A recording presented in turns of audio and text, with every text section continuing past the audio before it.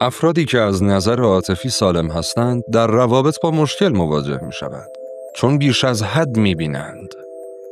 وقتی روی بهبود خودت کار کرده ای دیگر نمی توانی ناکارآمدی دیگران را نادیده بگیری.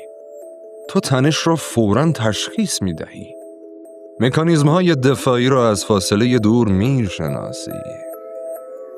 می توانی حدس بزنی آسیب های کودکی افراد را فقط از نحوه صحبت کردنشان.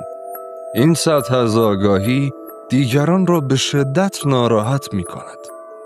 نه به این خاطر که آنها را قضاوت می کنی، بلکه به این خاطر که واقعا آنها را می بینی. بیشتر مردم هنوز در حال فرار از خودشان هستند و تو آینه ای هستی که نمی خواهند در آن نگاه کنند. مکالمات سطحی کم کم مثل خیانت به نظر می رسند. چون می دانی چقدر بیشتر از آنچه نشان می دهند در جریان است. تو گفتگوهای واقعی می خواهی. اما بقیه هنوز در حال تظاهر هستند. ممکن است تو را بیش از حد جدی، عمیق یا زیاد بنامند. طوری رفتار می کنند که انگار هوش عاطفی تو یک مشکل است، نه یک نقطه قوت.